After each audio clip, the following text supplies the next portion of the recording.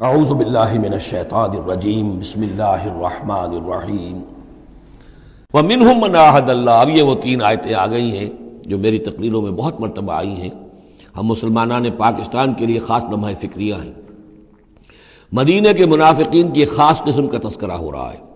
ومنہم من عاہد اللہ، ان میں سے وہ لوگ بھی ہیں جنہوں نے اللہ سے عہد کیا تھا، لئن آتانا من فضلہ، اگر اللہ ہمیں اپنے فضل سے نواز دے گا، غنی کر دے گا، دولت دے دے گا، دولت مند کر دے گا، لنصدقن ولنکونن من الصالحین، ہم خوب صدقہ خیرات کریں گے اور نیک بن جائیں گے۔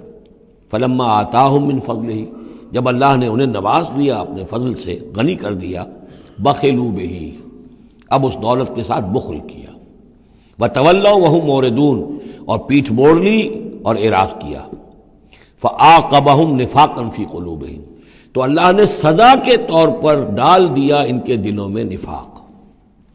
عاقبہم، عقوبت، سزا۔ دنیا میں نقد سزا یہ ملتی ہے اللہ سے کوئی وعدہ کر کے پھر جانے کی کہ نفاق جو ہے وہ دل میں پیدا ہو جاتا ہے۔ یہ نفاق ہے پاکستان کے مسلمانوں کا روگ۔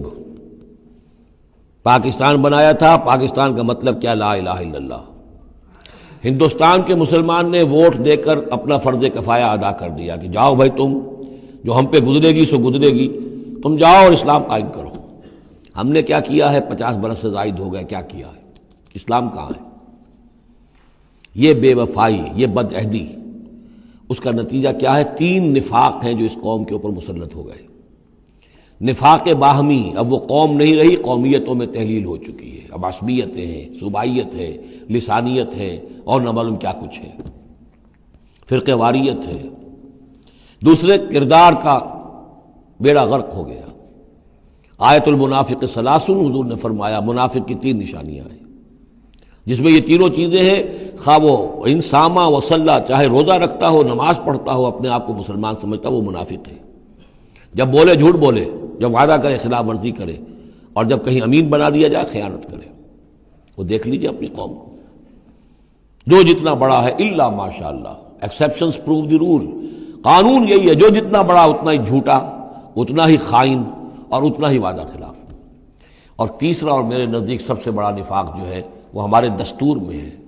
The most sacred document of a state is the constitution۔ اور منافقت کا پلندہ ہے کہ ایک ہاتھ سے اسلام داخل کرتے ہیں، دوسرے سے نکال دیتے ہیں۔ ایک دفعہ دیکھیں تو اسلام ہی اسلام، کیا اللہ، اتنی بڑی بات۔ No legislation can be done repugnant to the Quran and the Sunnah۔ ہو اتنی بڑی بات۔ یہ تو معلوم ہوتا ہے کہ سورہ الحجرات کی پہلی آیت کا ترجمہ کر کے دستور میں لکھ دیا، لیکن اس کے ساتھ ہی اس کے اوپر کوئی اس پہ عمل کرنا ضروری نہیں ہے، وہ لکھی رہے گی بس۔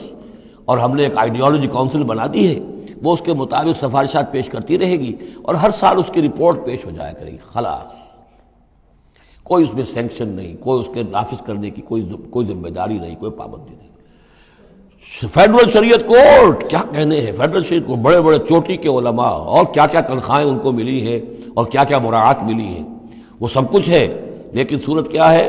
دستور پاکستان بھی تمہارے دائرے سے خارج، عدالتی قوانین بھی تمہارے دائرے سے خارج، یہاں تک کہ آئلی قوانین بھی تمہارے دائرے سے خارج، مالی قوانین بھی 10 سال کے لیے خارج۔ تو کیا کرو گے بیٹھ کے؟ تنخواہیں لو اور ایکسرسائز ان فیوٹیلیٹی وقت گزارو۔ اللہ اللہ خیر صلی اللہ۔ منافقت میرے نزدیک اس پوری دنیا کے اندر شاید دستور کی سطح پر ایسی منافقت کہیں اور موجود نہ ہو۔ یہ ہے ہمارا روگ اصل۔ فعاقبہم نفاقا فی قلوبہم، تو اللہ نے عقوبت کے طور پر، سزا کے طور پر ان کے دلوں میں نفاق پیدا کر دیا۔ الی یوم یلقونہ، اور یہ نفاق اب رہے گا اس دن تک جس دن کے یہ ملاقات کریں گے اللہ سے۔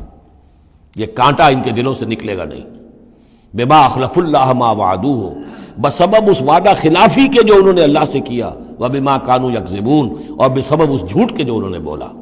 الم یعلموا ان اللہ یعلم سرهم ونجواهم، کیا انہیں یہ معلوم نہیں ہے کہ اللہ تعالیٰ ان کی چھپی اور کھلی چیزوں کو، چھپی چیزیں اور جو نجوا کرتے ہیں، یہ لوگ بیٹھ کر آپس میں سازشیں کرتے ہیں، اللہ ان سے واقف ہے۔